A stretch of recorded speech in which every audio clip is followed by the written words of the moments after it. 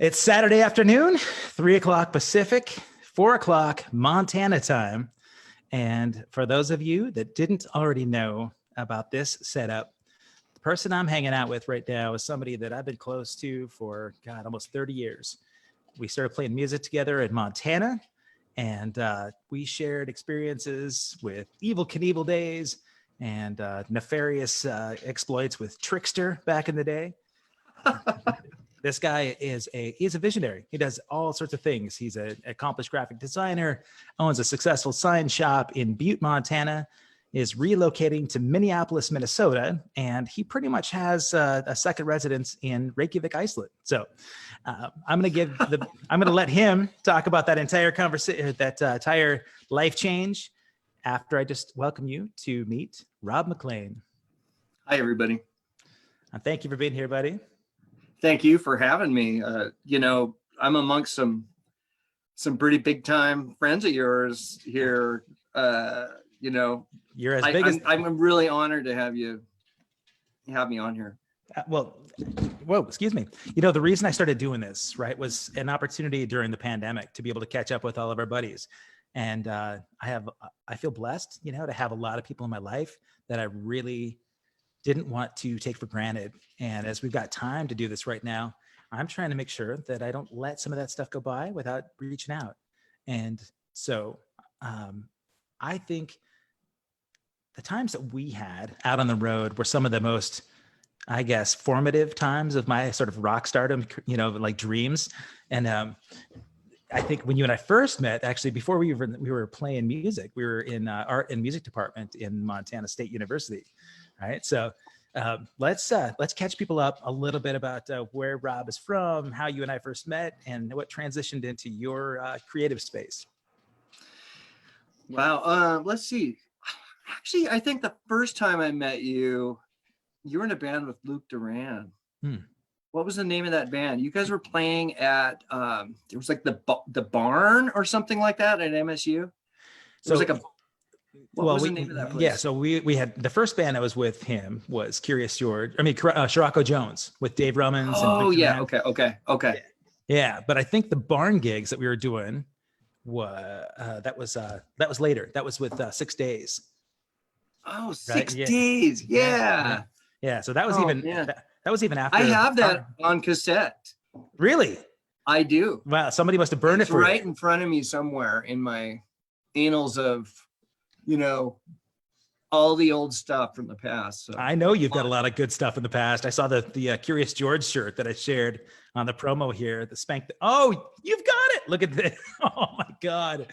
This is a band that we were in 1991 out on tour. And, we had to get the sexual innuendos in to make sure we sold Spank the Monkey tour. Love it. Oh my God. Yeah. Well, man. Let's go back before that, though. Okay. All right. So where did you grow up? Were you Lewistown? Is that right? Lewistown is where I grew up. And that's where I got my start playing music. Okay. What instrument? I was a brass guy. And, somewhere along the line, that's how I got to school, was brass. I was a music major. Howard Hall. Yeah. You remember Howard Hall? I am very well. Yes. Anyway, my friend, you remember Rick Helt? Of course. Amazing drummer. Okay. Well, yeah, he moved to Lewistown from Denver. Okay. And I went to his house. They lived way out in the woods. And he had like the whole Neil Peart setup. Oh, he didn't have the tiny toms, but he had the roto toms and the 1, 2, 3, 4, 5, 6, the double bass, everything. And I just remember being blown away by him. And they call it the waterfall toms. The waterfall. Yeah. Well, that's a good name for it. But anyway, he was like, "Hey man, you should be like the Geddy Lee part of this thing." And he really, whether he knows it or not, he really kind of got me interested, and I'd heard Rush before, MTV Generation or whatever. Sure. Distant Early Warning was the first video I saw from Rush. Really? Off the Grace of the Pressure record. Okay. Yeah. And wasn't really into them. I'm like, these guys look weird. You know, what a weird video. Well, so, but he said he wanted a Getty type in the band, but what were you listening to before that? You know, honestly, I was listening to Herb Albert. Because of the brass. On a brass. Yeah. I was listening to Miles Davis, stuff like trumpet orientated stuff. Chicago. So you weren't a rocker. Tower of Power. Anything having to do with horns is really what I was into. Okay. Plus, you know, like everybody, Michael Jackson and stuff like that. But he really got me on a prog rock trail. Well, the fact that you had sort of that Genesis. training. Okay. Excuse me? I was saying the fact that you had this sort of progressive training with the orchestral side of things and symphonic stuff probably lent itself well to the progressive thing with Rush, right? You get, because it's more complex, you know, and so yeah. Okay, sorry, I didn't want to interrupt you. No, that was the idea. Yeah, you know, bands like Mahavishnu Orchestra and Led Zeppelin, I consider to be prog rock. Right. Very progressive band, but things like that. Anyway, we were cruising around in his little Honda, I think it was a Honda Civic or something, and he popped in Moving Pictures. Oh, wow. And I never heard it. The first track is, of course, Tom Sawyer, right. And I was like, wow, what is this? I know. Yeah. And he had a great system, you know, in his car, and he's like, you should be the Getty, you should be my Getty, and we should like do this together. And yeah, it escalated from there. In fact, that summer, the junior high let me borrow a bass, an amp, and a keyboard. And I sat in my basement. I had a basement room in the dungeon, I like to call it, where you know, I just had all this stuff set up, and that's what I did. You know, when I got home from school, that's what I did. I learned, I had a big Rush book. It was like this thick. And just charts? Just charts. Yeah. Actual written music. Okay. And since I read music, it was the easiest way to learn. It wasn't until later that I learned how to play from ear, but that's how I got my start. Wow. And then, of course, I went to MSU. Well, you said you got the start, but was this you and Rick playing Getty and Neil stuff? That's it. No band. Just no band. Okay. Just us. I have pictures of us set up on his front lawn. Oh like, my God. Just playing, and it's just, you know, kid stuff, fun kid stuff. And anyway, very impressive drummer he was, but Rick.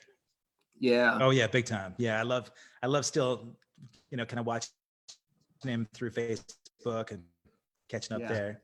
But all right, so on to MSU, off to Howard Hall. You're a music major. Yeah, he was already in a band. He was a year ahead of me in school, so he was already in a band over there with a couple other guys, and they didn't really like their bass player. He was into Jethro Tull, and none of them liked Jethro Tull. Okay. Anyway, nothing against Jethro Tull. Of course, man. I mean, of course. I mean, credit where credit's due for everybody, man.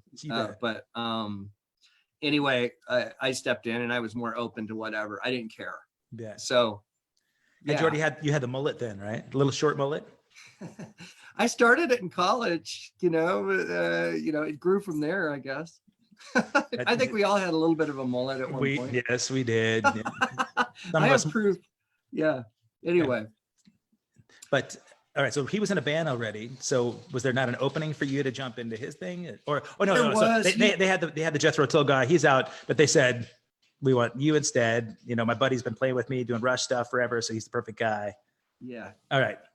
I gotta mention though, I had no place even picking up a bass. You know, I knew nothing. I was faking my way through the entire thing. You know, I'm still faking it. Me too.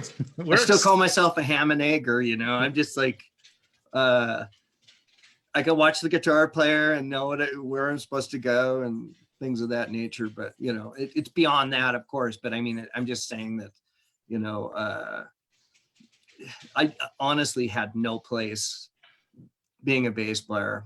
Did you gig right away there then? Yeah, we did some proms and little tiny towns, and we packed up like this old 40s pickup with PA, hand built PA, hand built lights, our little amps and everything with a tarp over it, and drove all the way to Glendive, Montana for a bar gig, the Lullhaven, I think it was called. Okay. Drive to Hardin, Montana, play a prom, go to Three Forks, play a prom. The same 12 songs, I mean, I don't know. That every one of those students who's now 50 something look back and think, oh man, I remember we had world famous Rob McClain and Rick Held to play our prom back in 1990. Whatever. Yeah. No. What was that band called? Okay, first I should say we had a triple E major, a double E major, an architecture major. I don't remember I think a mechanical engineer major, maybe. Okay. And me, a music major. They thought up the name, and it was a calculator function called X equilibrium Y. Oh. So we were X equilibrium Y, but we just shortened it to the XY band. The XY band. I remember. I didn't realize that's where it came from. Oh my God. I think we used to tear down your posters off the back in the day of paper advertising. That's right. On campus. But you were getting the gigs. Our first gig was in Langford Hall. Oh wow. To about 6 people. Okay. Covers or originals? All covers. Okay, of course. I think I remember we played some Bryan Adams. I think we played a Rush song, not very well. None of them very well, but I'd have to say Rick was probably the holding that whole band together. But I think we made $13. We charged. It was in the cafeteria, so I think we made $13. Didn't even have to pay to play. Yeah, it was great. So it was great. Yeah. I don't know how they set it up, but they set it up. That was enough to buy a monster cookie from the Commons there at MSU. So, or a pickle barrel. Pickle barrel. Well, I know Lori Gomberg is on here, I think somewhere, and she was selling us monster cookies back in the day. So, Lori, thank you. All right, so you got XY band gigs, Langford Hall, first gig, and I think you were also in one of the Battle of the Bands at MSU, right? What? Didn't you guys play the Battle of the Bands as well? You would remember better than I would, honestly. I thought you did, because I was playing with Rob Kohler and Jim Burgundy doing Energy Positive at that point with Curtis Johnson. Man, you had some heavy cats in your band, man. Yeah, but it too was we were doing super progressive stuff, like Rob was the fusion guy, right? So we're doing new kind of stuff with a little rock twist, and there's no way that band's going to do anything for a Battle of the Bands, so not at that point. But it was you guys, us, I think, and Thrill Simon. Mark Scarborough. Thrill Simon. Yeah. Who was in that band? Billy Figgins on drums, who's changed his name to Gillies and lives out here with Rollerball. And Mark Scarborough was the sort of the formative guru of that band. And, that's all we need to say about him. Okay, fair enough. There's going to be a few questions you ask me along the line. I'm just going to plead the fifth because my mental capacity then was not to soak in any information. It was to live in the very moment and then forget about it, I think. And B, because you've been drinking the water. So the battle. Yeah. So the Battle of the Bands. Honestly, I have no idea. Okay. Well, where was that? Out on the backside of Roski Beach, they called it, behind the big down the dorms. They just set up a stage and by Hedges. Yep, I think so. Oh, okay, okay. Well, we don't have to talk about that. How did Bad Angel come to pass? Oh my God, I always forget about Bad Angel, and I shouldn't. No, because they're amazing. Man, I wish I would have grabbed a picture off the wall. Let me see if I can find one while you talk. Bad Angel came about from the XY band. Craig Hensel, our guitar player, I think he moved from Pennsylvania or something. And he was doing I I think he was a social and criminal justice major at the time, and before he went to poli-sci, like a pre-law thing. Aim high, poli-sci. Yeah. I got some Bad Angel picture right here. Let's do this. You're kidding me. No. How do you do it? There you go. It should just pop up here. There we go. Oh, that's the one. I have it hanging on my wall. There we go. That's hilarious. Yeah. So we've got Rob right here. There's Craig Hensel, Aim High, poli-sci. There's the master, Rick Helt. Got Casey here, Casey White, your singer. And that's Rick Dahlbeck on the right. Rick Dahlbeck, that's right. Oh my goodness. Yeah. Good times. Now, all right. So if you look at this, amazing. That is amazing. This aesthetic was not what you guys ended up with. There was a little bit more of a streamlined look over time, but you had just had a tiny. Hey, I handmade those pants. I had some white Levi's, and I don't know if you can see it down there, but you can't zoom on Facebook. But not well. But I want to know who made Rick's pants. His wife. His wife made his pants. Of course, she did. Yep.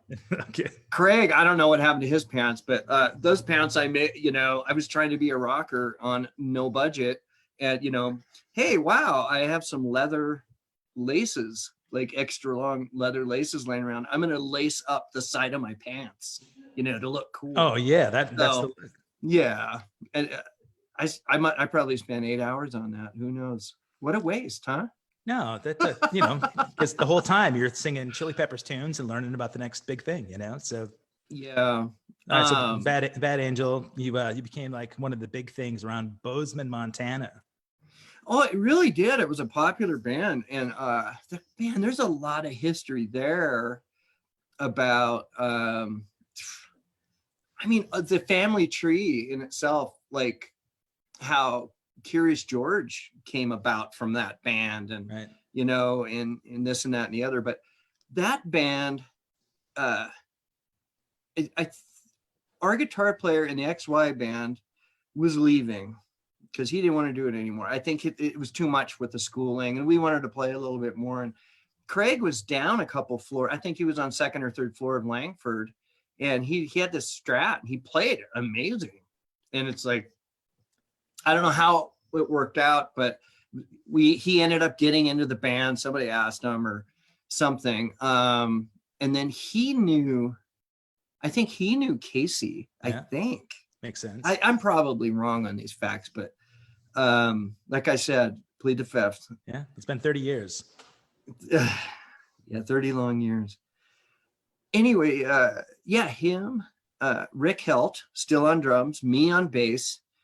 And I think Rick Dahlbeck was roommate with one of Craig's friends, and they ended up hooking up. And then our other guitar player left. Okay. And so it became this band, in a nutshell. I don't know the facts, but we became a rehearsing band, and very well where we rehearsed. Yeah, I do. Everybody rehearsed at that old meat processing plant or whatever it was, down on like Peach Street or something, or Rouse. Yep. Everything you had started to smell like pepperoni, and disgusting. Disgusting, man. I remember the smell still. Yeah, it's amazing that pandemics didn't start from there. Honestly, it's the truth. But all right, but Bad Angel started playing around. You guys started getting a lot of the real money gigs in Bozeman, and people that are watching this might remember that a handful of bands had a grip on 2 or 3 of the bigger clubs around, and you could get 5 nights a week, making a couple of grand, playing this 4 hours a night, 9 to 1 or like 9 to 2 with breaks in between. And so it was Bad Angel. We had the Max coming in from Missoula. Those guys were all a great band. They're still going. Still going. 40 still years amazing. As they're playing. Kyle is like, he's a talent, man. He really is. Soma coming in from Billings, my heroes. Those guys really were some of the guys that started me wanting to be a rock star. Absolutely. And James Sloan. Brian Oakley is one of my heroes. Yeah. He's one of the guys that I got to be like him. He was that guy. And I know he was a guitar player before, but as a bass player, wow, what a monster. What a monster. And they wrote killer music.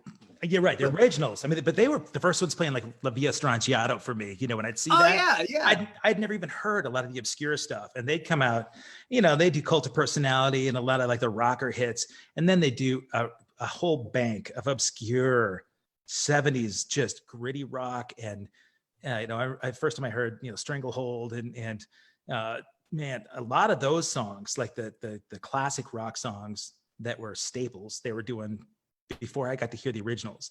But when they would do Rush, it was insane. Art Ikley on guitar. Holy shit. Right. Surfing with the Alien. Yeah. People would never think, right, that this band from Montana would have these players that would, just kind of be as they were on par with anybody in Hollywood or anybody in New York, just happened to be that they were in bumfuck Montana. Right. But they were inspiring, right? Because you could see them doing those week-long gigs and you think, how are we going to justify getting a couple of grand coming in here for a week unless we up our game like that, right? Yeah. Well, in rehearsal, Bad Angel pounded out songs, top 40, whatever was hot at the time, rock, straightforward rock stuff. And again, I want to just point out I had no business doing what I was doing. Craig had to show me, bass lines. I had no idea, Really? I couldn't hear the bass. My ear had not been trained at that point to hear bass lines. Okay. So I had a real issue learning songs a lot of the time. By ear. You could read charts. By ear. Yeah. Okay. By ear, because, it was, play, pause, rewind, play, pause, rewind, cassette tapes, records. Craig even had a reel-to-reel to slow down solos, right, with an octave switch on it so that he could play them at half speed, like Eruption and stuff like that. That's how we learned stuff like that. But, sorry, who is it? The Seattle Seahawks asking me to renew my subscription for season tickets. Oh my God, are they gonna? I already paid a deposit. Play? That would be amazing. Yeah, you and I could talk about Seahawks and Packers all day long, but that's not part of the We'll talk about that. Okay. Anyway, where was I? So you guys like worked on pop tunes and rock tunes. Yeah. So, Rick Dahlbeck, who was in the band, who had family in Butte, I believe cousins and uncles and things like that. He knew the sound guy that was going to be doing sound for the band Eclipse, which was going to be playing at the Cat's Paw. And somehow we roped Tom or Tamara. I think Tamara was kind of booking the bands at the time. Talked to her and said, hey, if we got a bunch of songs, do you mind if we sit in? Like all this orchestrated together. Like this is the first time, like trying to get into the Cat's Paw was a big deal. The big stage. Everybody went to the Cat's Paw, right? Yeah. You're with me. Yeah. So somehow everything got set up between Eclipse, the sound man, George. You remember George Sampson? Of course. And Tamara. So this all got figured out. So we were like really excited. Oh my God, we're going to get into the Cat's Paw. We got to work on a song list and blah, blah, blah. I think we worked out 5 or 6 songs, like, polished as well as we possibly could. And showed up there. And that's the first time I met one of my heroes. One of my mentors was Dave Height. Oh, wow. Yeah. Dave Height, incredible bass player, incredible musician altogether. And this was 1989. Okay. And I played his Kubiki bass. Wow. And I was just like, wow. Yeah. We got up and played and I was so nervous. And, I never get nervous, but that was nervous for me. Sure, you bet. Again, because I didn't feel comfortable. This is the Madison Square Gardens of Bozeman, Montana. Yeah, right. For me. Yeah, all of us. Yeah. So, you fill me on this. But anyway, we did our set, and Tamara ended up booking us. So, we had a whole night's worth of stuff, and 40 songs or so, and started playing the Cat's Paw. And that's really Bad Angel's start. Okay. So, and during that time, I had been playing with Curious George. With Sirocco Jones, Dave Rummins, Luke Duran, Jill Clary at that point. And then we changed gears a little bit. Dave moved on. We had John Boast, Jamel come in, changed to slam after that Dan Reed Network album, right? And so we were covering Dan Reed Network tunes. And Jill was on. She was featured a lot more prominently. We were doing heart songs, and that was kind of like the competitive thing, because Bad Angel had Casey as a front person, and you guys were doing heart stuff and badass rocker stuff that involved this chick that could Pat Benatar, yeah. Joan Jett, Soraya. Right? Yeah, good stuff. And I remember we felt like we were kind of moving in on that territory. John was the primary singer. Luke was singing some stuff at that point too, doing King's X and some other tunes. But I remember him singing that. Music Over My Head. Yeah, Over My Head. That's right. Yeah, but we were in competition at that point, tearing each other's posters off the wall, and because you guys were getting the gigs we wanted, right? And so it's so funny. But I remember Casey was a great front person. She was always doing Star Spangled Banner, and for events, and kind of she was like the featured up and comer, and so we had a bass player that had no business playing bass in our band. He was a radio guy. I don't think had ever played. Not only had he never played on stage before, or even in a band, he just played a lot in his basement. So the look was gone. Oh man, I can bring up pictures. No, I won't bring his pictures. No, I want to see it. Okay. All right. Let's see. Talking about Uncle Vitus. I am. This is just before you joined the band, and here's nobody knows where Brent is now, but this was his. Jen Rankin actually took this picture. This is so we got Craig in the band. We were needing a bass player. There's Jill, there's Jamel, there's me with the look at your poses. Oh yeah. Did Jen take the picture? Jen took the picture. She may not have posed us for this. We were all about being posers at this point. So Brent. Okay, well, here, if I may. Yeah. I don't know his real name, Uncle Vitus. Brent. I'm sorry, Brent, if you're watching. I have no idea. Jen at one point was probably like, okay, everybody look right here at this thing. And then he's like, no, I'm going to look a little further back.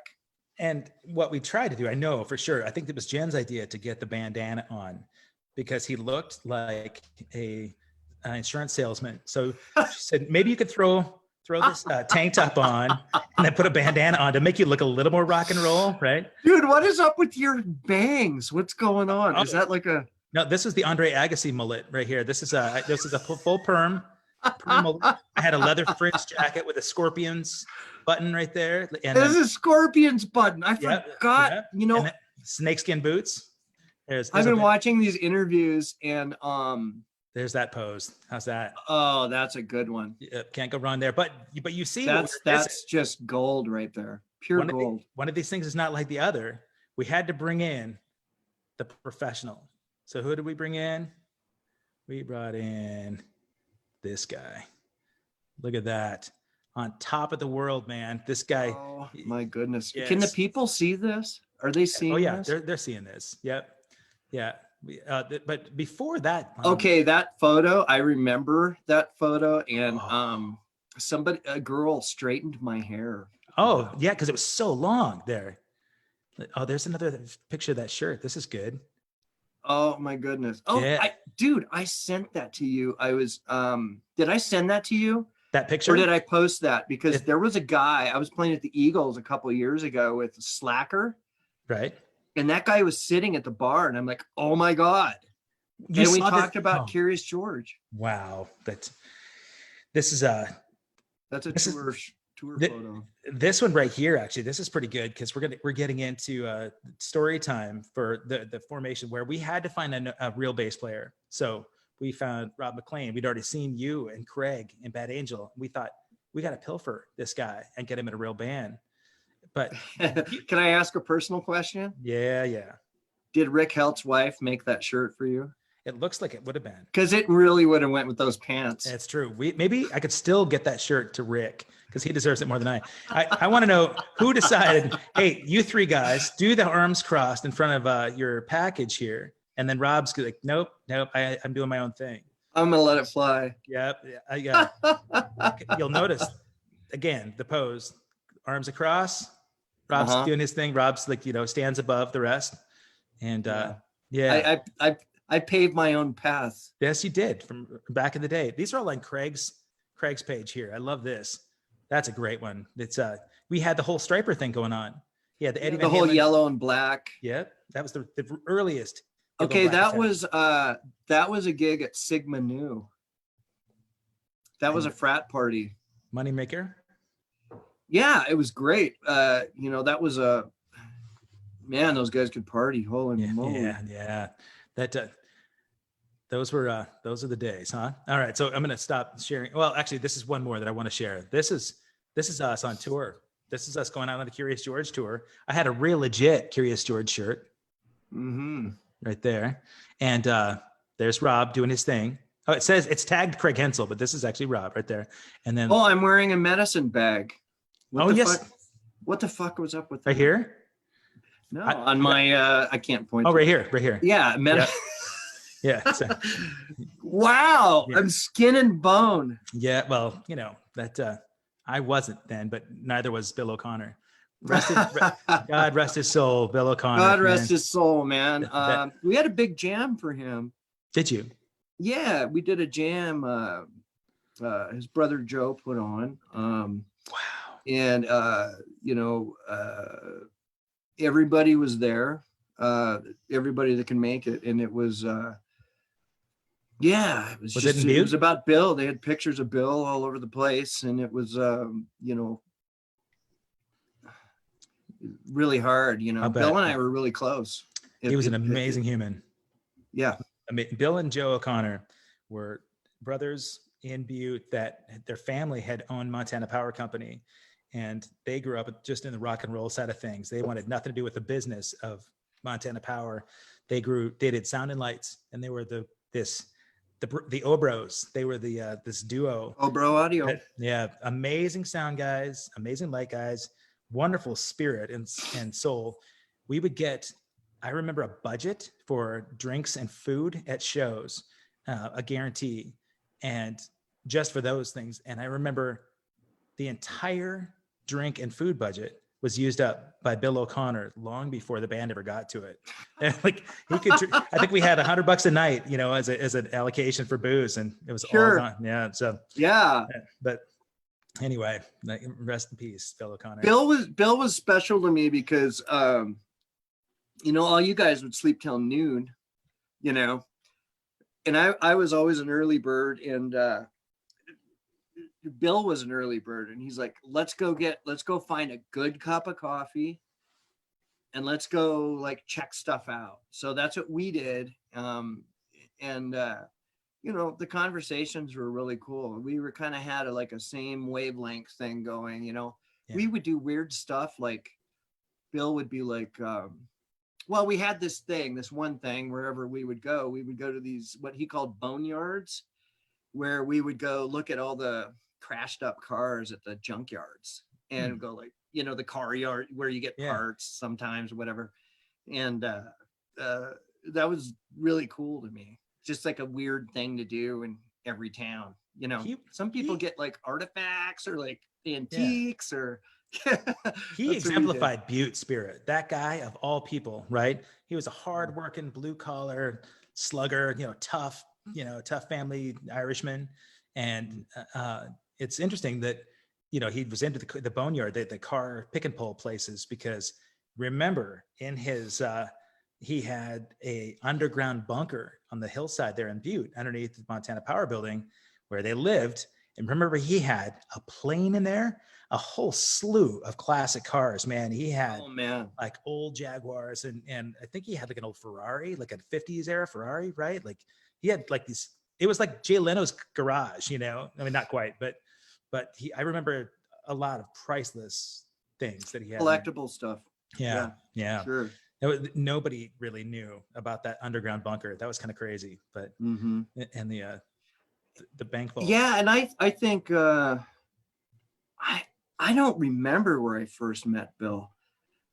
Was it with Curious George, or did you know Bill before Curious George? I did not. No, I'd played a gig back then with my dad around 1987 for one of the early Evel Knievel days.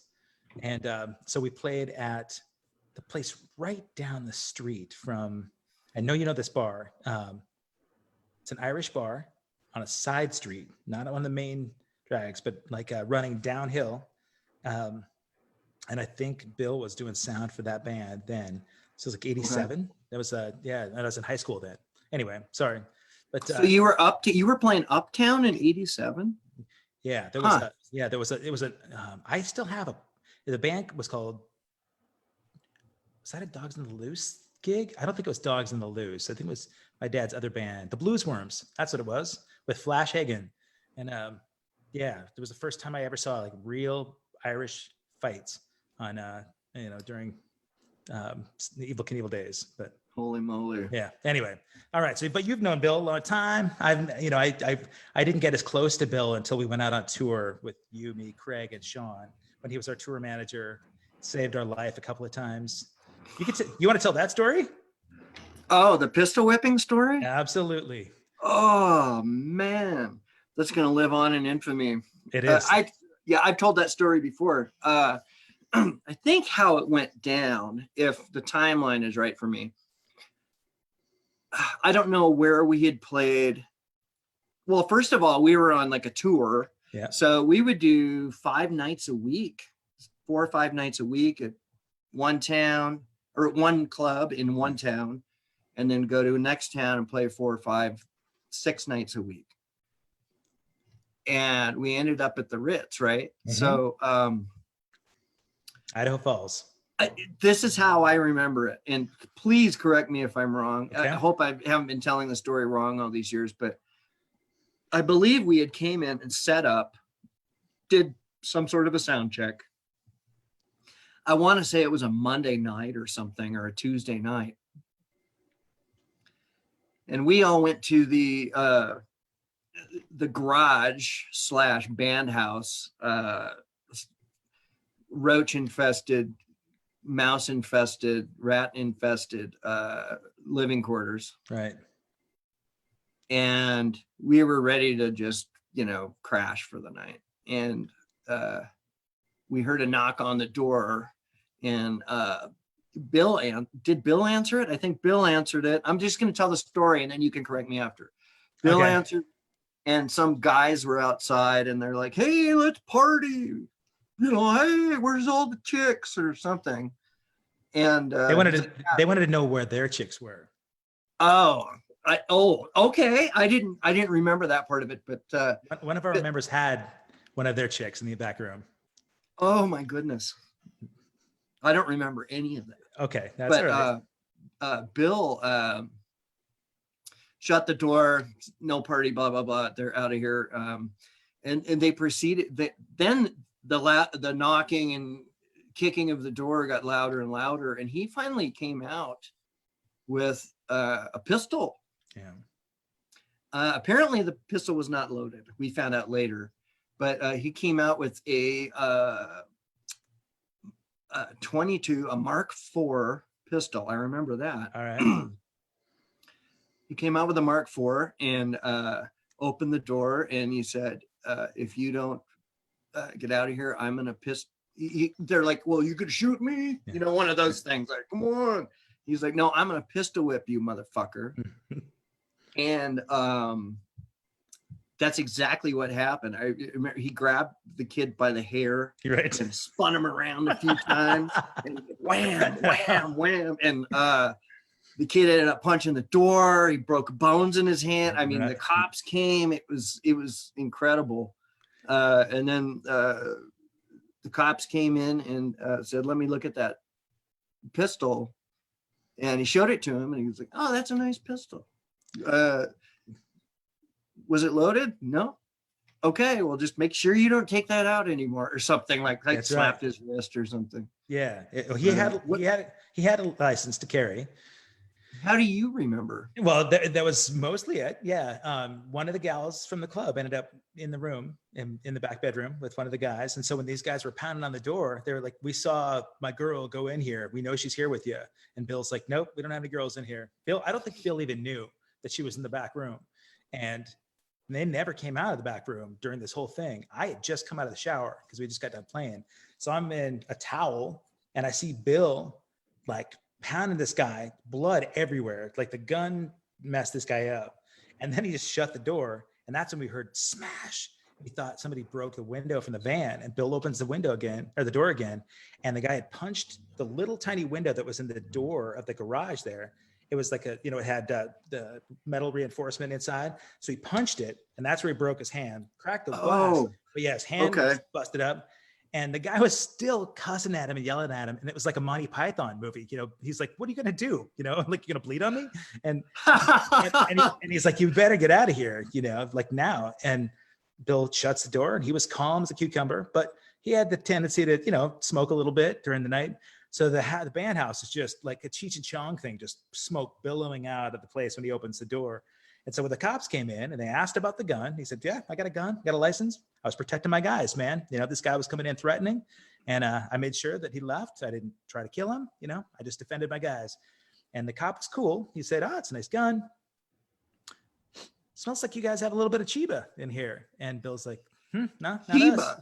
But Bill had flushed it, with like when he knew the cops were coming, and wasn't legal then. And I remember the officer going, "Oh no, man, you're not in trouble. You think you could have a little bit that we could score?"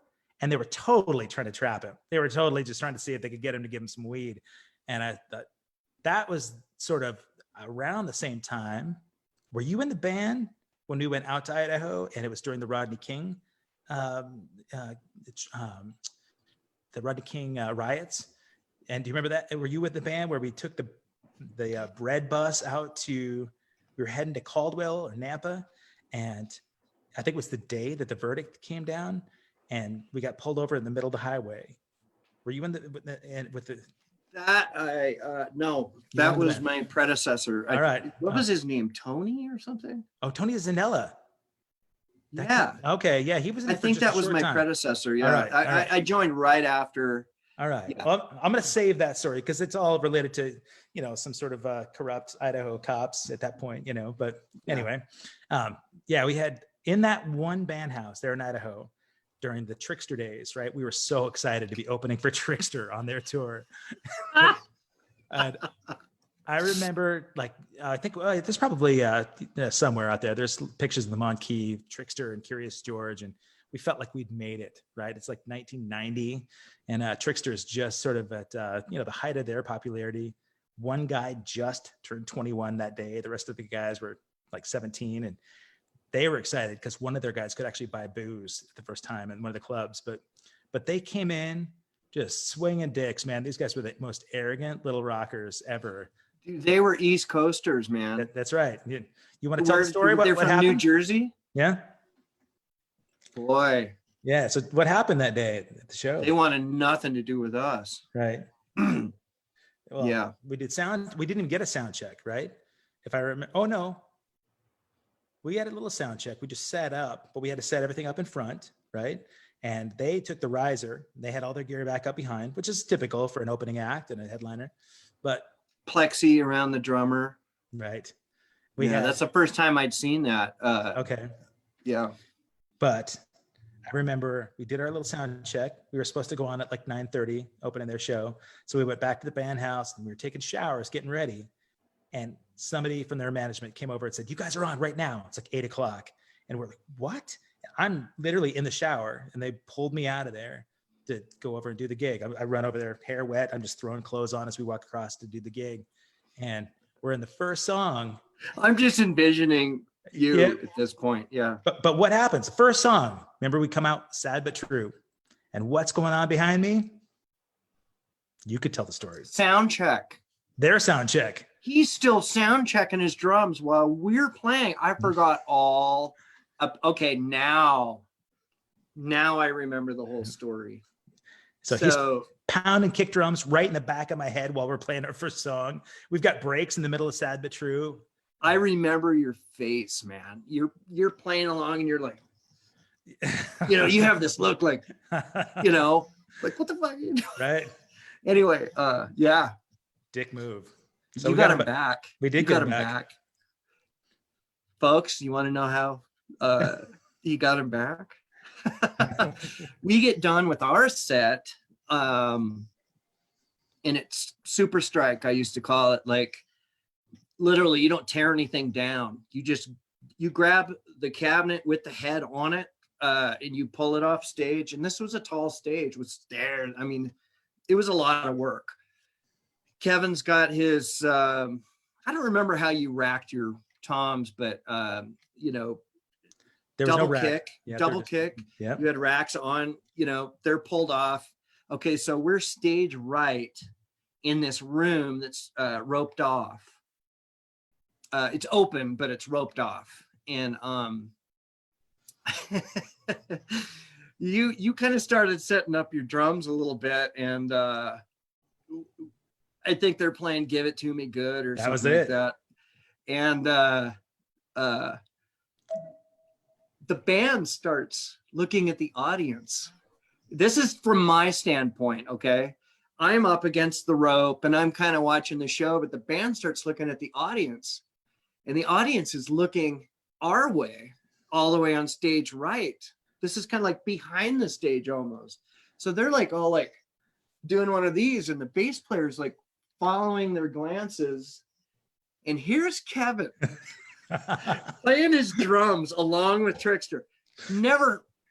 Probably never heard him before, but he's going fill for fill, lick for lick, all the way down. And did the manager come down and was like, you can't do that? Yeah. Oh yeah. Yeah. Like they got pissed, but I'm doing stick spins, and every time they had a break, you're playing. I'd solo through their breaks, so that I get it. Like, I'll show them. Right. It was a total dick move on my part, actually. But at that point, we were young, dude. Yeah. We weren't even 21 yet. That's true. Yeah. You're younger than Caleb. Happy birthday. Yeah. Thanks, man. But Kevin he's always been that guy in my. You've always been that guy in my mind. Because, like a smartass?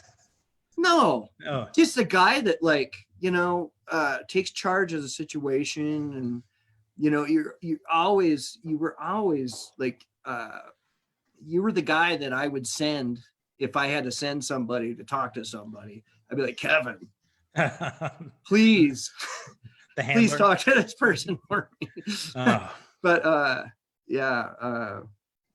that was hilarious, and I'll never forget it.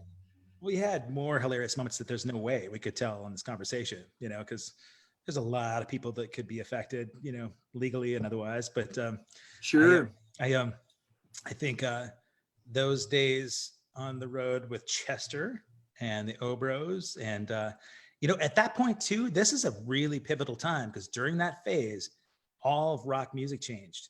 Remember that? Nirvana just hit the scene. We started covering Smells Like Teen Spirit. Like Stone Temple Pilots blew up. Alice in Chains became such a huge thing. Soundgarden had already been around a bit, but they were a little bit more underground, right? And so all the tunes that we were doing, we did stuff across the board, from Metallica to, like Lenny Kravitz and everything in between.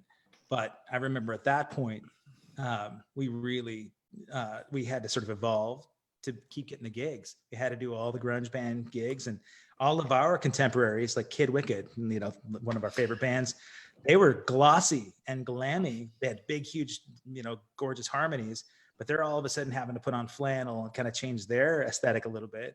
Mm. And there were bands like those guys in Soma that were really, really talented, that we thought for sure we're going to get the big record deals, because they had everything dialed up. But the industry changed at that point. And we saw it from our perspective. Most friends that I talked to that are in LA, watched it all happen on the Sunset Strip, you know. But it was funny that even in, you know, Bozeman, Montana, that Montana scene, it was a global thing, you know, but we could really see it like overnight. It's crazy. But the you know, I guess back to yeah, that was a weird time even for us, because we were like Curious George was like that band that played everything anybody ever wanted to hear. That's how, when somebody says, hey, what kind of music do you play? I'm like, we play everything you want to hear. Yeah, and that's true. Literally they would go to the gig and we're like, thanks for playing all the stuff I wanted to hear. Right. Yeah. And it was all great, man. It was good times. That was the first time I purchased a 5-string bass, because we had to do stuff and I had to play stuff in the lower register, like Sad But True, that like what you brought up. That's like a low C, man. Right. And you got to have it or it doesn't sound right, you know. But the grunge stuff, somebody said to me yesterday, somebody was in my shop yesterday, said, every time I hear Man in the Box, I think of you. Yeah. And I told them, I said, I've been playing that song since it came out. Yeah, that's the truth. You know. Yeah. And that was with you, man. Yeah. Yeah. Yeah. It really, it was kind of fun because we got to discover that all together, you know, so the four of us in the band kind of, our eyes were opened to this new environment. I remember discovering Rage Against the Machine at that point and just playing the shit out of that first record endlessly, you know, and on tour, places like, you know, like Salt Lake City or, you know, like Idaho Falls, you know, and just driving around listening to Rage Against the Machine in this really ultra conservative area, you know, and thinking, fuck you, I won't do what you tell me. Yeah. But I guess, you know, I mean, we could go down that memory lane forever, but let's kind of fast forward to you when you finished school. All of us kind of went our own ways with bands. You stuck around, you went on to Butte, and tell me about what happened with you here. Like, how did you sort of become an implant that was legitimately a local? That was when we were touring. We were doing the Spank the Monkey tour. And I think we were playing in Butte at Brews. Mm-hmm. And there was a restaurant uptown, the Gold Rush, and we would all go eat there afterwards before we went to go hit the band house or whatever, because it was like a 24-hour place. And who do I see in there but Tim Sullivan? Oh. Do you remember Tim? Of course, yeah. Okay. Absolutely. How could you forget Tim? Jeremy Scared. Right. And Tim was in there, and I don't know why he was there. I think he was there. He came in on the bus or something, or he just drove in or something like that. And so he went in to eat and started talking. And I told him that we were doing that. Our tour is about to end. And he goes, oh, well, would you, we're all looking at moving to Butte, because they were based in Boise. And, you know, we're going to rent a big house and we're going to record and we're going to play music to pay for our, you know, recording or whatever. Okay. And he goes, what do you got going on? And I'm like, after this is done, I'm going back to my cooking job at the Cowboy Cafe. Right. He goes, well, why don't you come audition, you know, or something? And I'm like, okay, you know, and I kind of forgot about it for a minute. And I think how it worked was he got a hold of me or something and said, hey, where are you playing? And they said, we're playing in at the Ritz. He goes, well, we're going to come down. So they showed up, and they checked out the set, and they said, would you be interested in auditioning in Butte? So I said, yeah, totally. I have nothing going on, man. So I did. And we all went out that night to Brews Billiards. I don't remember who was playing, but all these guys, you know, all of us were wearing black leather jackets, and we have long hair, and We're all kicking it on the table, and I said, this is how I got hired, by the way. This is my story of how I got hired with Jeremy Scared. I said, well, I'm going to go to the bathroom. Went to the bathroom, and I'm in there standing at the urinal peeing, and they all came in with their leather jackets, and they pinned me up against the wall. God. And I'm like, what's going on? What's going on? This is the initiation. Like they're being pretty rough with me, and you're thinking pulled me back, and they looked at my privates, and they were like, well, if Tim goes, if your dick was bigger than mine, we weren't going to hire you. I guess you're in. So that was my initiation, and that was my that was their way of saying welcome to the family. Wow, nice. Which was funny. It was good. Chapter. So so I shoved everything in my little Datsun that I owned and came over the hill, and my car died right in front of the house, and been there ever since. I've been here ever since. Oh my God. People outside of Butte don't realize that when we're doing all those gigs, we're playing like Bruce and these other places. Evel Knievel was still showing up at these gigs. Remember that? He's like at the poker machines all day long. You'd go in for sound check at 2:00 in the afternoon, and Evel Knievel's sitting there playing slots on these old ladies' tab. Like these ladies would just love to be entertained by Evel. So they'd be buying him drinks all day, and they'd be sitting there pulling slots for him. I remember him being so sloppy drunk by the time we'd go on stage. And you lost a little bit of the magic and the mystique of Evel Knievel, because he looked like, Johnny on the street, being, because he was our hero when we were kids. Absolutely. Yeah. Absolutely. Yeah. But that was sort of the formation of, Evel Knievel days had been around there for, a bit, right? That was, he was still alive, right? When they were honoring him, and like that, I think, and I'm kind of jumping ahead a little bit, but Evel Knievel days has a real special place in my heart, partly because of my connection with you, because Evel Knievel days went away for a little bit. Robbie Knievel was involved in a lot of the stunt events. Evel Knievel days was set up as kind of like a cultural event where it was a festival essentially honoring the magic of Evel Knievel, and they'd have nostalgic things going on, and then they'd have a stunt man do something massive every year. Right, yeah. He'd light himself on fire and jump off the what hotel? The Finland. That's right. Yeah. Mm-hmm. But Rob Cox moves to town, right? I didn't know where Rob was from, but you and Rob became inseparable and really helped revive Evel Knievel days, if I remember right.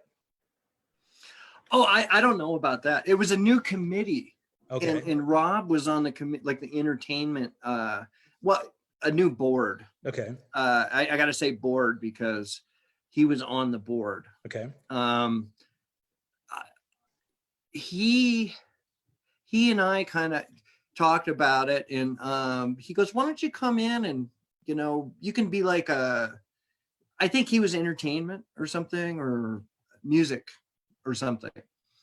And I was kind of helping him a little bit, not that he needed it, but we were talking about certain bands and things that should be hired and bring up. And you were hot on Facebook that I saw. Steel Horse. Yeah. The Jovi tribute. Yeah. Shoot to Thrill. AC/DC tribute, right? Things like that. And I'm like, we should really get some tribute stuff up here. And Kevin, we got to get a hold of Kevin. Yeah. So he brought me in as kind of a committee sort of member, like to help his music committee.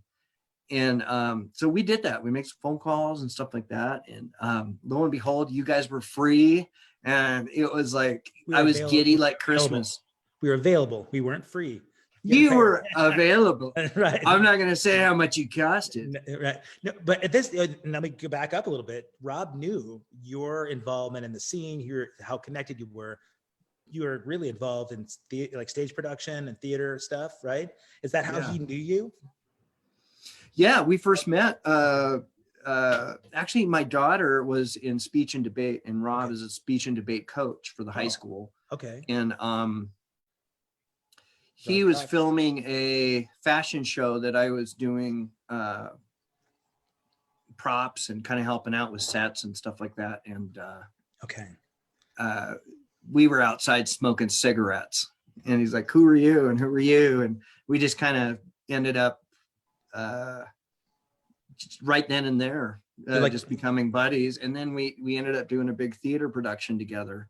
And it grew from there. Yeah, Rob and I are super close, and you're like brothers. Yeah. Oh yeah. Rob squared. Yeah, all right. So at least he trusted you to be involved in this committee, getting Evel Knievel Days entertainment going, and you brought us in, which was for me really special. Coming back home was kind of a big deal, and get to see you guys and jamming with your band on stage, having you jam with my band on stage. Oh yeah. We had you had Ken Rich's band get up there, who Ken was, my hero and an idol. It was so amazing watching him do Sabbath. I think Absolutely. I posted some Sabbath stuff of him singing and playing drums on that. And he could always nail Ozzy spot on. I've always said, and as just an aside here, that I've always said that Butte per capita has some of the most talented people around. Not just musicians, at least in the state of Montana. 30,000 some people, and you can find anybody to do anything. There's what, a lot of people here probably don't know about that spirit of Butte, but historically, Butte is this old mining town, right, that essentially shut down. The mine was closed like 50 years ago now, and it became a Superfund site, right, where there was a cleanup site because when they drained the mine, they filled the mine with water, and all the chemicals leached into the groundwater. And I know that it got into the water system, people's drinking water, and they had to do like this major cleanup, but all of the economy from the mine just completely disappeared. So for like the last 50 plus years, Butte kind of went through this crazy recession where they had to really lean on each other. It's kind of like inner city Detroit to me. You could see that. It really is. Yeah. But tell me about the spirit of people in Butte. What sets it apart from other places? Oh, that's a tough one. Because, I guess it's kind of a hard knock town. They always say, quote unquote, Butte tough, because they have a way of overcoming obstacles and things like that. But, 100 years ago, there was 100,000 people that lived here. Right. And which was, I think, this side of the Mississippi was one of the bigger cities, or if not the big city, because of the copper, the copper mining. Right. But let's get back to the music part of that. The musicians union was so big in Butte that they had to have 2 buildings to hold union meetings. Wow. Blows me away.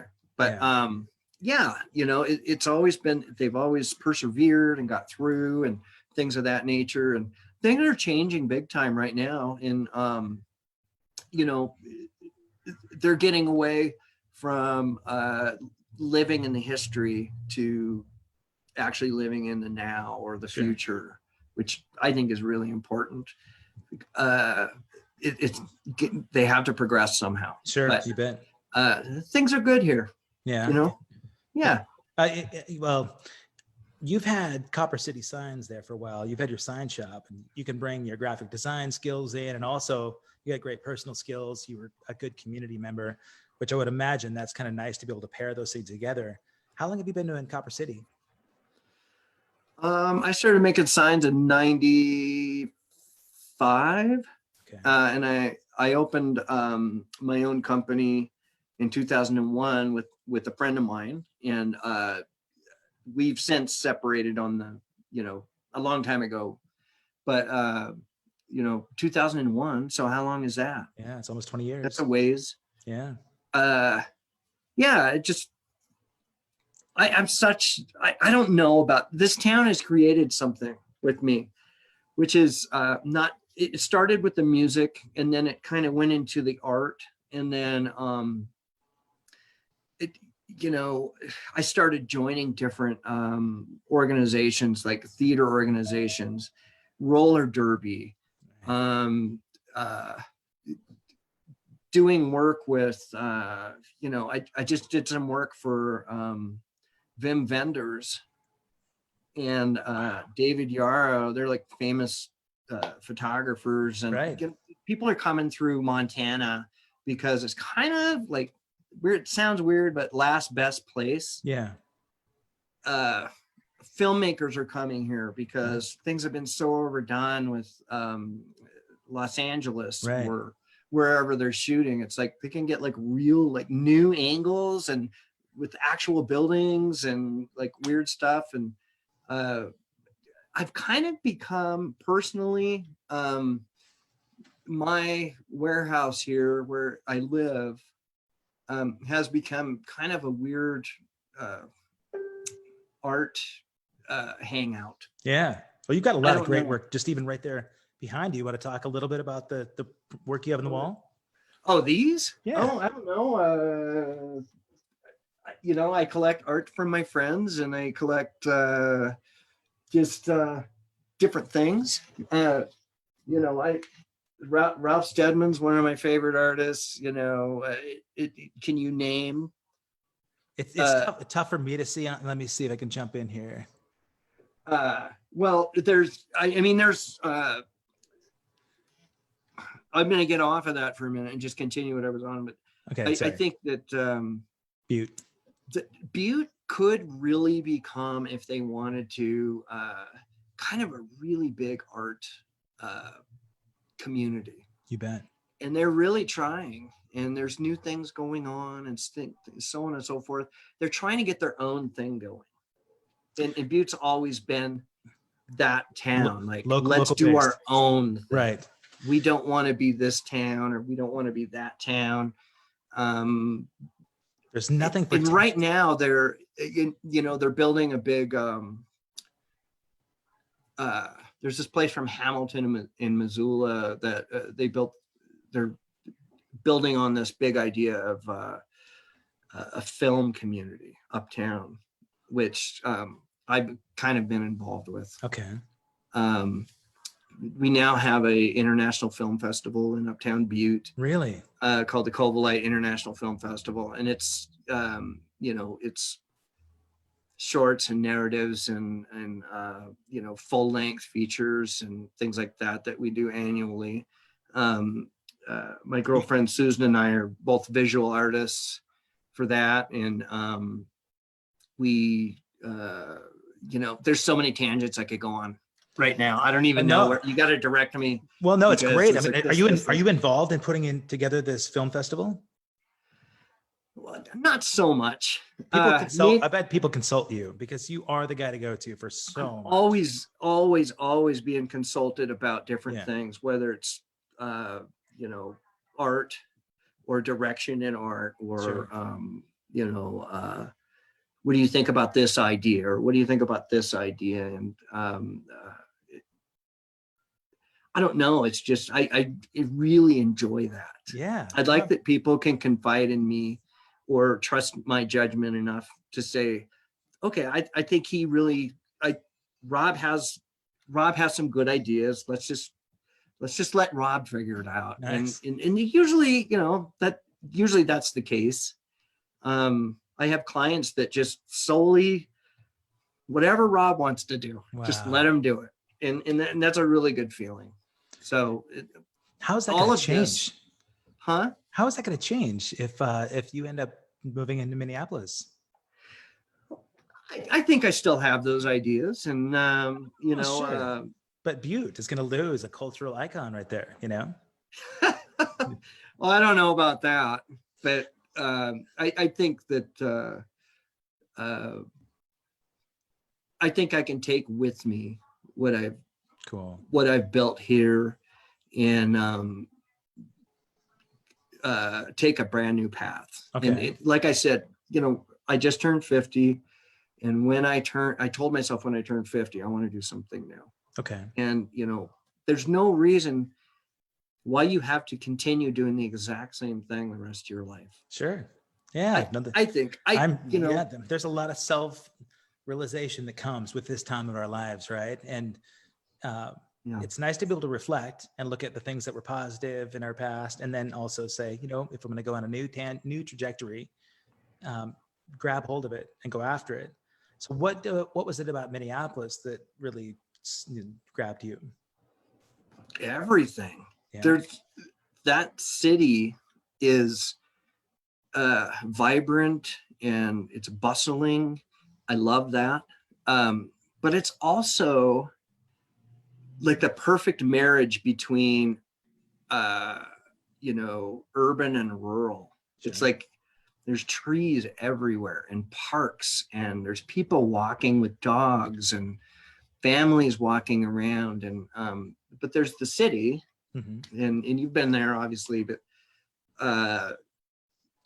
just a short skip away, you can be in the forest, you can go fly fishing like I love to do, or a short skip away, you're in downtown, or you're at an art museum. I love going to art museums, and the music, huge. There's music. I love music, and I love food, and it's like the best city for music and food, in my opinion. Right. So you got out to see some big shows there in Minneapolis? Yeah, absolutely. Yeah. What's the last one you saw? The last one I saw in Minneapolis? Yeah. I want to say Winery Dogs. Oh, wow. Okay. Yeah. Richie Kotzen. You got Billy Sheehan and Portnoy. Yeah. That's a great gig. I got a story of the Cat's Paw and Billy Sheehan, actually. Oh, let's hear it. Let's hear it. He was up at the bar, and I had just finished a bass clinic, and I went up to the bar and I ordered a wild turkey from the bartender, and he goes, "What are you having?" And I said, "I'm having a wild turkey. Can I get you something?" And he goes, "Yeah, I'll have one of those." And we cheersed and had our shot of wild turkey. And I said, "Hey, man, what are the rest of the guys doing in Mr. Big?" He's like, and he just kind of chuckled and he goes, "Probably spending their to be with you money." Oh, God. So he was just there for clinic. He wasn't there touring with the band? No, just a clinic at Music Villa, Paul Decker's place. Oh, yeah. Hey, Paul. Cheers, Paul. Yeah, and he got up and here's to Paul, man. Love you. Absolutely. Billy's a fun guy, man. We've had some good heckles over the years. Yeah. Don't talk to him about religion. I won't. I don't talk to anybody about religion. That's a smart thing. That's a smart thing. Before I forget, I just had to ask you about the black teeth thing, because Connie Reardon says one time you, Rob, and Sean Gallahan were staying with her in Missoula. You guys painted your front teeth black with her nail polish. You were playing a Bucks gig that night? Was that on one of our shows? Well, yeah. I mean, if Sean was there, it's definitely we must have went to her house. Oh, I love you, Connie. Yeah, always and always forever. I don't remember, but the black probably teeth. One of our goofball things where we like blacked out her teeth and we probably sang to her or something, Yeah, she's great. Connie, she was probably bartending when it Brews. I'm sure. Yeah, Brews Billiards, man, so many good memories. Yeah. And so many horrible ones. Oh God. There's a lot of footage out there from Brews. I've been posting the little clips of it. And of us. Your story about that guy that got up to play Crazy Train. Oh yeah. Yeah. I still have that picture. No idea who the dude was, but back in those days, there was always a musician that would show up and want to sit in with the band, right? If it was one of our friends, we're super excited about having him get up and play. But this dude came up and he had hounded me actually like the whole night. I have pictures where he's just off the drum riser, like air drumming while I'm playing, just can't wait to get up. And I'm like, all right, dude, get up. What do you want to play? And he said, "Oh, Crazy Train." And I remember he had combat boots on and absolutely zero technique. His technique was He'd watched Animal on the Muppet Show, right? And so he Hey man, I had to play with them, by the way, so Yeah, I know. Oh, but yeah, and like my symbol, one of my crash symbols that was special to me was broken within, 2 bars. And I remember it was double bass through the whole thing. Tempos were all over the place. Not that they weren't when I was playing too, but I felt, shut up, dude. well, no, I felt so bad for you guys, but it was the first time that I felt like punching a dude on stage. And I think within 2 nights of that, or sometime around then, I actually did. That was the last place I got punched, was at Brews.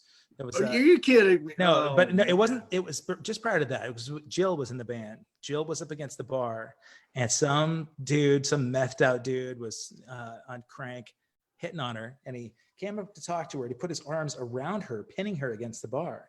And we're supposed to be going up on stage. So I went over and I'm trying to be the nice guy, and I said, "Hey, man, excuse me for a second. I got to get her back up on stage." And he said, "What'd you say to me?" And he like leaned in. I said, "Hey, no, it's my sister. I got to get her back up on stage." And as I leaned in, he's pinning her. He elbows me in the face, like just out of the blue. You were there that night, right? I think. Of course, Yeah. I did. I'm sure you were in the band then. I remember, like, just face, popped open, bleeding, and I was so stunned for a second. And all the security guys came running over and grabbed him and pulled him out in the parking lot as we're going on. And as I was stunned, I grabbed a pool cue, and I hadn't even thought about what I was going to do with a pool cue yet. I don't think I hadn't been punched in a few years, but I remember the spinning eyes, man. That was my first experience with with crank. Yeah, that's what I think of when I think of Butte, is getting punched. Butte tough. Oh my God, I'm sorry. No, that's all right. You've probably seen that guy a million times since, but I have no idea. And Stevie's probably had to serve him at the. Okay, you know what? Let me ask you this. And I'm gonna tighten a little bit of Butte up before we jump into something else. The characters and people. I'm gonna talk about the Obros, and really they exemplified what Butte spirit was all about. Somebody that's remarkable. He's been there since first time I was there in Butte. Stevie, was cooking over at the M&M. The M&M, for people that don't know, was like this original greasy spoon that's iconic. It's been in movies before and TV shows, and it's as significant a part of Butte history as any place else. What are places like that doing right now in the middle of a pandemic to try and survive? Oh, well, I guess, obviously the curbside service and the go and delivery food and stuff like that. Okay.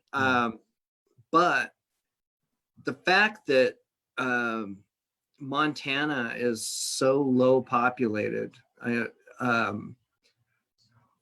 we haven't had a case in over 5 weeks, apparently. Really?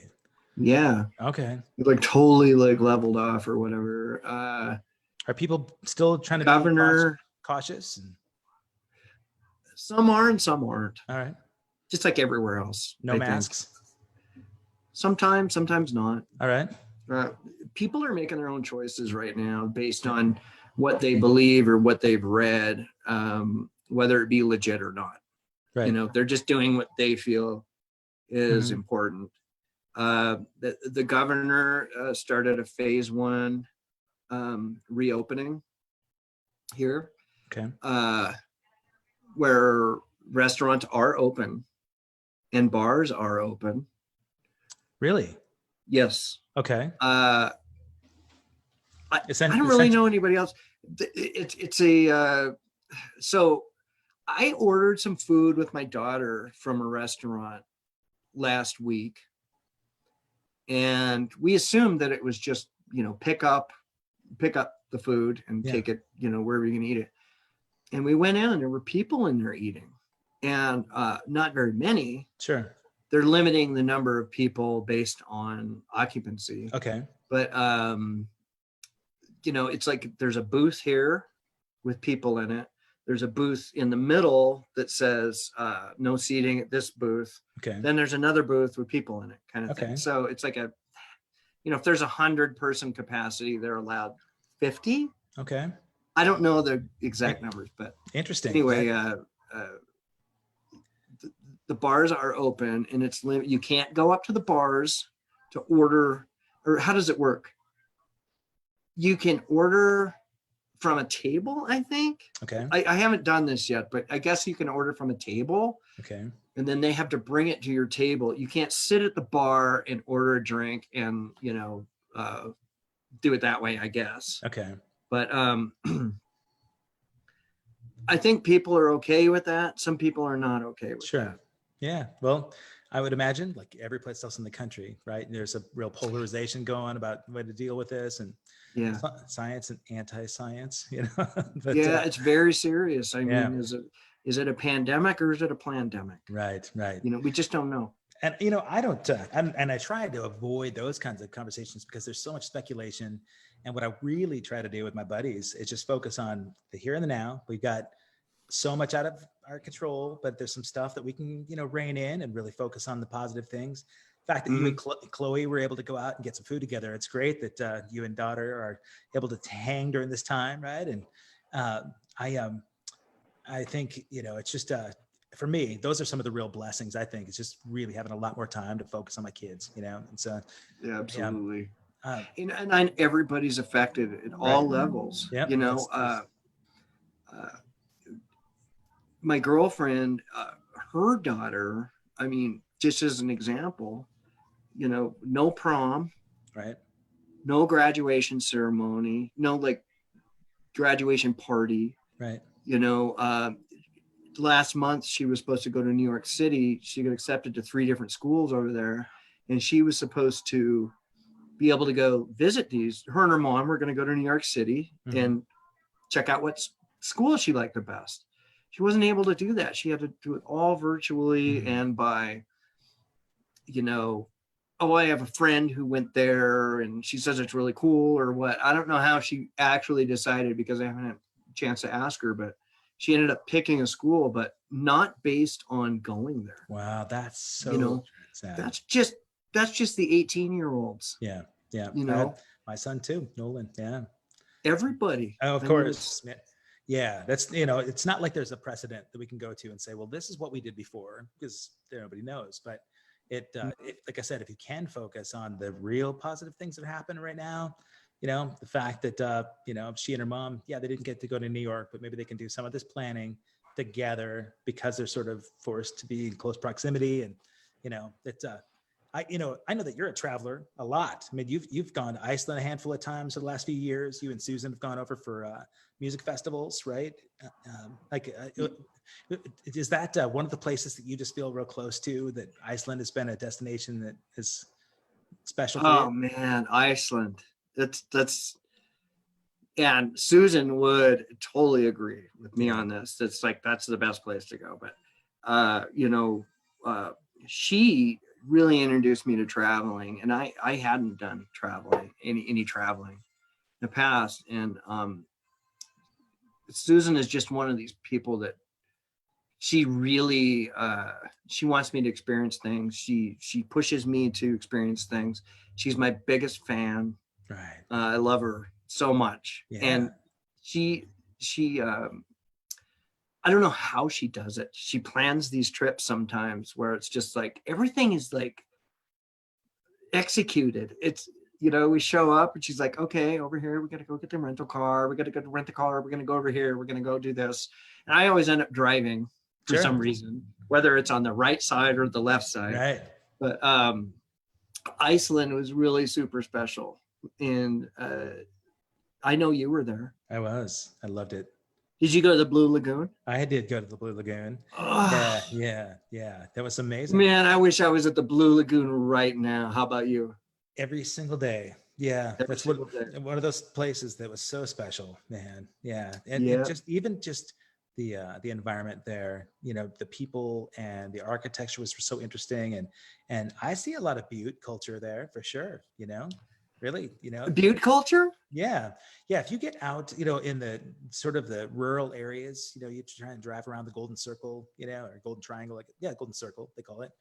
The circle. Yeah, where you've got you know, in between volcanoes and waterfalls and those little tiny rural farm, those towns and the coastal towns right on the water. Those coastal towns are where I see Butte, like people. Yeah, You know, Veek is like that, and Hap is like that, and you know, even Reykjavik, it's like it's kind of like right there on the coast, and you know, the harbor town or whatever, and it's all of that, you know. It's fresh fish, man. Right. Fried ling with fermented lemon and dill, and you know, I could taste it right now, man. Yeah. We've gone a few places together, Susan and I, and it's always an incredible adventure for us. You know, it's just, we love to do it. Where's a You know, bucket list? unfortunately, you can't really do it right now. Well, yeah, but now you can make plans for it. So where's a bucket list spot that you guys like to get to? Boy, you name it. I always wanted to go to New Zealand. Oh, me too. I think she would like to go to New Zealand, but she's been to so many places. You know, she's been to all cultures.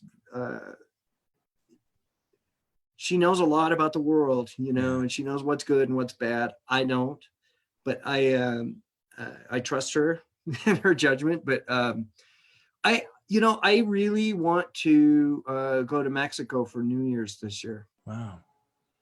In like Mexico City, central Mexico, real like the heart of the cultural hub? Or I want to go on the East Coast down there,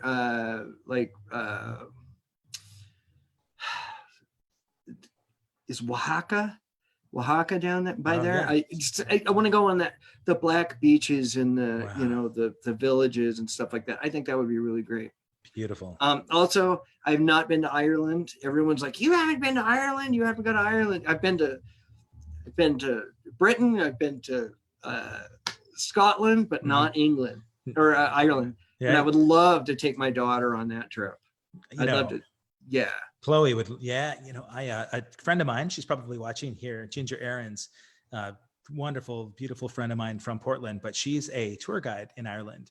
And but so Ginger, if you're watching right now, hit Rob up and do some connection.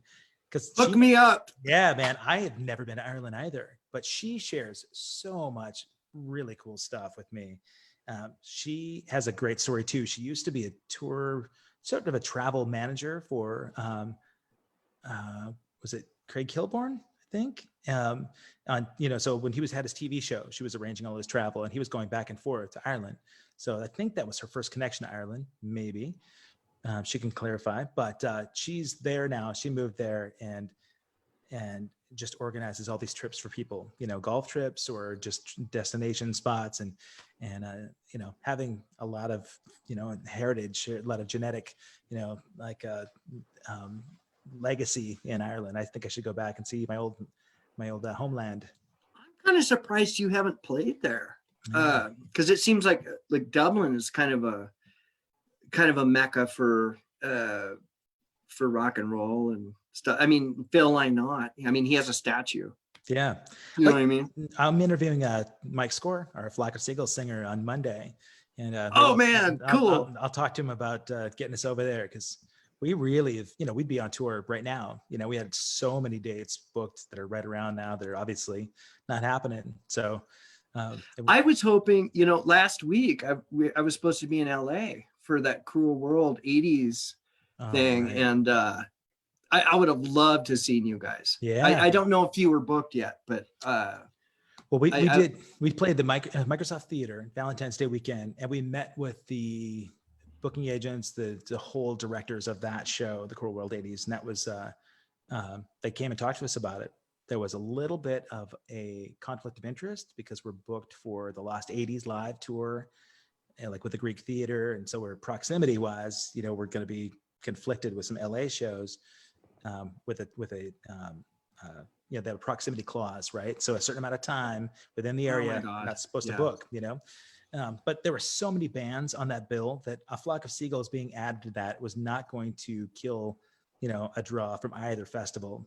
But it would have been a fun one. That was a great lineup, man. Did you get tickets refunded for yours? Yeah, dude, they didn't even call. They didn't like send me an email or anything. It just, the money showed up in my credit card account, and I was like, oh, I Well, guess it's canceled. yeah. And then I heard the governor of California said no large gatherings till June of 2021. I Right. heard. That's the Yeah. last I heard. But Yeah. No concerts, no sporting events, anything like that. I heard until 2021. I didn't hear about June, but yeah, they're already apparently starting to have shows like in Georgia and some other, or Alabama, someplace down south. And, it's interesting that they're going to be the guinea pigs for this right now to test what works and what doesn't. I know that people are going to be wary about going to big, large events. I know people are also dying to get out there and watch bands. For you guys, you probably had a bunch of local gigs booked as well, right? That are just in right off the bat, yeah, we had to cancel 3 or 4 gigs right away that we had booked in. I had to cancel. See, who did I have tickets for? Dan Deacon. Okay. Sampa the Great, the Murder Capital, and Tom York. Oh, wow. From Radiohead. Right. And those were all in Minneapolis and St. Paul. And, my girlfriend had bought some tickets for those and for my birthday. And those were canceled. I mean, everything was just. Yeah. Everything. Amazing. It was really looking good. Primus, I got Primus tickets. They're doing Farewell to Kings, the Rush album in its entirety. Wow. Which got postponed, I want to say till September, like from August to September. I don't even know. Right. I don't even know if they have a date. Yeah. Everything's just so in the air. It's just driving me insane. I'm such a show guy. I know. Yeah. I mean, all of my friends have been talking about this. They're really sort of struggling by not having that outlet. And for me, I had to just shut down that anxiety, because there were so many shows that I was looking forward to that if I wondered whether it was going to happen and I kind of got stressed out about it, there was anxiety that was out of my control. I just got to look at today, what can I do? And hope that stuff happens, but plan for the worst, right? Hope for the best, plan for the worst. And well, I think everybody's coping.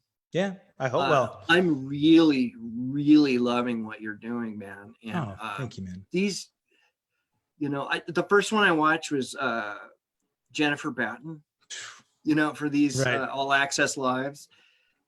I've always loved her. I think she's an amazing musician. And I had no idea she was doing stained glass, right? And did I miss, was there a second version to Glenn Sobel? Because there was. Oh, I missed it. What happened was Facebook wouldn't allow me to stream it directly on my page. So we streamed it on Glenn's and then I shared it back on mine. But you can hear archives of every single show, including this one, if you go to www.kevinrankin.com. Yeah. Yeah. So you can go back and check that out because Glenn did have some killer stories. There was a cliffhanger, man. It was all about the Motley Crue riding in the roller coaster drum set. And I was just like, oh my God, why do we have to stop? I want to but that was like 2 hours in or something. Yeah. Go back and watch the part 2 because he talks through, we watched the video and he talks through the process. And yeah, and so many of my friends here, like you too, we've got really interesting sort of tangential stories that go along with the music business, formative years for us, the stuff that we discovered. You mentioned Primus. I can't hear a Primus song without thinking of you, right? Because we used to do, there was a race car driver and My Name is Mud, just rocking and singing. You had Les Claypool down, but I think about those days and think, that was the beginning of really wanting to do this for a living, and for me to kind of get the chance to catch back up with people and talk about our past and kind of see what you've got going on now is really, really cool, man. I'm proud of what you've done there. I know people hold you in high regard when they're asking you and consulting you about these events. It's because they respect what you've done. You've got a lot of credibility there, and stereotypical musicians don't oftentimes get that respect, right? But it's great that you've really established this legitimacy in Butte, and I'm excited to see what Minneapolis has in store for you, and I'm looking forward to going and visiting you there so you can take me around. I've been a few times, but I haven't seen much of the cultural hub, and we have to hit Paisley Park together. I hope you go with me. Hit what? Paisley Park. It's on my list, man. Paisley Park is amazing. Oh. You got to pay the extra for the full tour. Yeah. But I mean, it's, oh man, all the way. I mean, it ends with pancakes. Oh my God. That's great. I'm not even kidding. That's what I heard. Yeah. You can have pancakes in the little lounge at the end. Yeah. Yeah. Nice. It's you don't want to leave. It almost feels like, when you do those guided tours, like, okay, we're done here. We're going on the next show. It's like, I don't want to. Yeah. I want to stay here and soak in, whatever. But yeah, totally, man.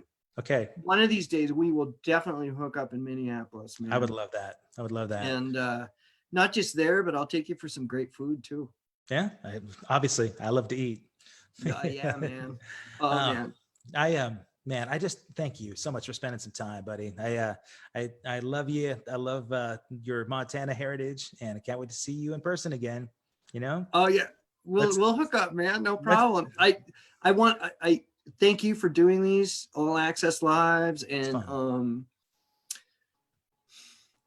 thanks for choosing me. I had no idea. I was very surprised that you even wanted to interview me after. I mean, Eddie Martinez. Come on, give me a break. Is it ridiculous how many experiences? Ridiculous. Even after I hung up with Eddie, I realized, oh man, there were dozens of other experiences that he and I have talked about that we didn't discuss on the podcast. But I have plenty. Yeah. So you and I will just catch back up on one of these again. It's not supposed to be formal. This is me just catching up with you, and I get to know. I love it. I know more about ROB MCCLAIN now than I did when we hopped on. So yeah. Thank you so much, man. You bet, man. Please give Susan my best, and cheers to Chloe, and good luck in New York. And you want to have Sid Vicious say hi real quick before we go? He's not in the room. Okay. Rob has this incredible dog named Sid Vicious. He's got an Instagram. He's got a Facebook. I mean, he's a big deal.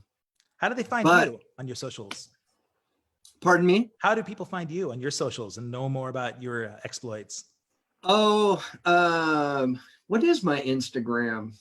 I think it's Rob7940. Okay. And Robert McClain on Facebook. Copper City Sign and Awning on Facebook. That's about it. Or you can find out my phone number on the bathroom wall. There you go. I have seen that actually. But, I know you have. You've written it. But also, I'd like to mention I'm going to go buy groceries for your mom and dad tomorrow, and stuff. It's a secret. And oops. Thank you. No, they probably aren't watching this anyway. That's Can you edit that? No, but that's okay. We're live. It's all good. Okay. But thank you for doing that. That's awesome. Everything's taken care of, Kev. Thank you. I appreciate that. You're real close to my folks. I mean, I love that my mom would do her pottery classes and see you in there doing some glass work as well. And it's tough to be away from them, they're Montana, especially right now, and they are just on my mind all the time. My mom's recovering from surgery, and they're just, they're my life, man. So, we talk about art. This is some of my dad. I got one of my dad's paintings here, and we got, I was going to ask. Prints. Yeah. One of his prints there. So your mom and dad are so incredibly talented. You're a chip off the old block. Oh, thank you. Yeah, in your own way. And your personality is like a combination of both of them. I mean, from what I talked, you're so kind and you're so, lighthearted. Thank you. And your parents are the same way. They're great people. I have wonderful, wonderful parents. I had a conversation with classmates yesterday, high school classmates, many that I hadn't seen since I graduated in 1988, some that I went to college with. And one of them is a very well-regarded science professional. He's a professor, and BozemanScience.com is his site. And he is a consultant for science teachers all over the world. He's got 980,000 subs or yeah, something like that. He's got about 1 million subscribers to his science channel, maybe more even. But he when my son was working on a science project, I saw that he was looking at Bozeman science, and I said, "Wait, is that Bozeman, Montana?" And he goes, "Yeah, this guy is he's like the Bill Nye of science education." And I said, "Wait, what?" And it was my classmate, Paul Anderson. We graduated together, and oh, right on. So I saw him yesterday on the class reunion sort of Zoom call, and he said almost the same thing that you just said.